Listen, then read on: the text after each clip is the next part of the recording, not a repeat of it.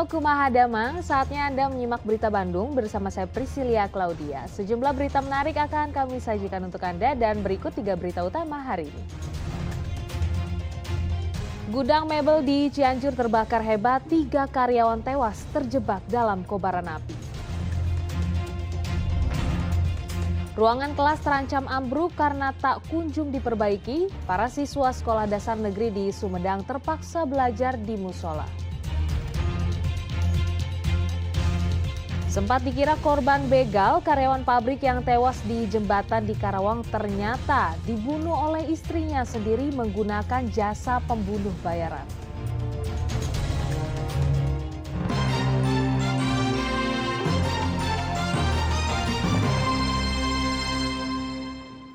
Kebakaran hebat menghanguskan sebuah gudang mebel di Cianjur Selasa sore. 3 karyawan tewas terjebak dalam kobaran api. Kebakaran disebabkan percikan las menyambar cairan thinner.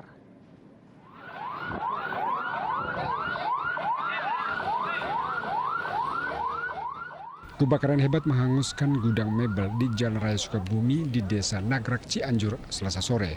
Petugas pemadam berjibaku memadamkan api, namun banyak bahan mudah terbakar diperparah tiupan angin kencang membuat api sulit teratasi.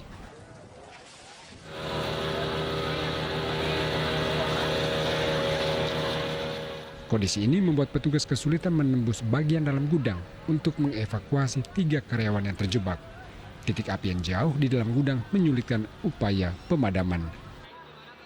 Masuk cuma tapi masih gede, nggak bisa langsung ke akses ke titik yang indikasi ada korban. Berarti tadi membahayakan juga. Membahayakan karena kultur mata juga udah Jarak pandang.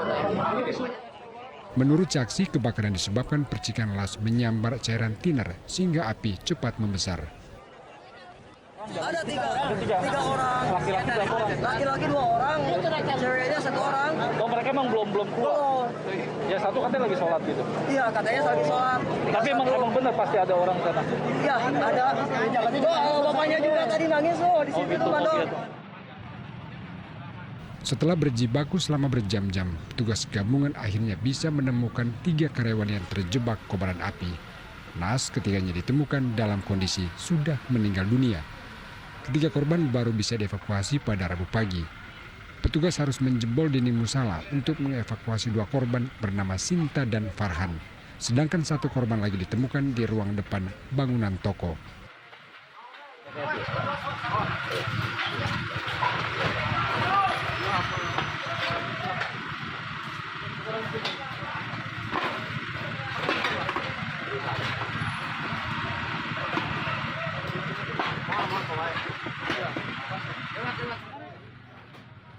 Tiga jenazah kemudian dievakuasi ke Rumah Sakit Umum Daerah Cianjur untuk diautopsi.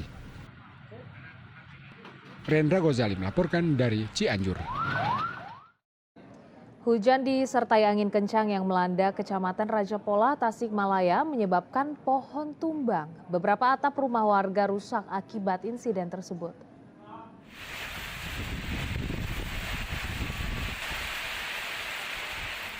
Selasa kemarin sekitar pukul 4 sore, Desa Tanjung Pura, Rajapola, Tasikmalaya dilanda hujan dan angin kencang. Cuaca ekstrem menyebabkan atap rumah warga rusak dan pohon tumbang. Setidaknya 2 rumah rusak parah akibat angin kencang dan tertimpa pohon.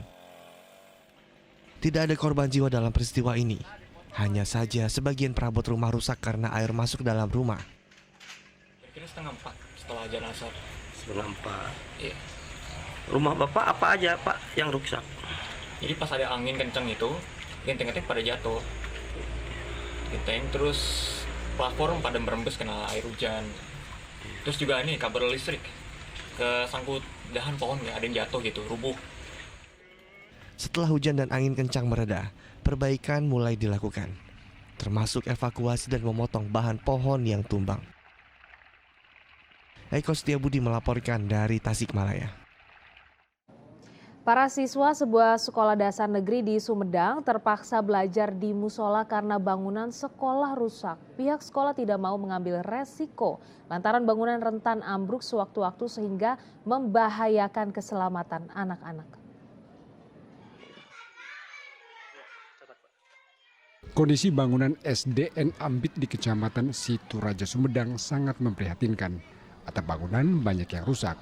Selain itu kayu-kayu lapuk dan plafon banyak yang bolong.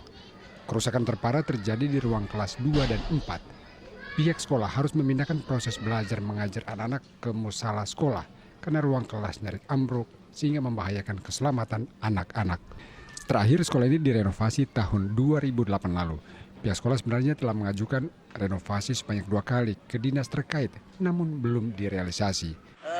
Ruang yang tidak bisa dipakai KPH ini ada 2 ruangan yang sangat patah sekali. Seperti yang terlihat di belakang ini sudah 2 kali dipindahkan. Yang pertama sebelum adanya gempa ini sudah dipindahkan. Nah kemudian kemarin karena sedikit takut dan rawan dengan gempa juga, akhirnya kami pindahkan siswa di sini dan ini tidak ada siswa hari ini, alhamdulillah, untuk menjaga hal yang tidak diharapkan dan tidak diinginkan karena masih ada rawan bencana gempa di sini. Nah ini dengan kondisi darurat ini siswa belajar di mana Pak? Dulu waktu sebelum ada rehab musola yang musola masih agak sedikit masih perbaikan, itu kita ada di Segiti Lorong, namun sekarang siswa sudah dipindahkan ke musola.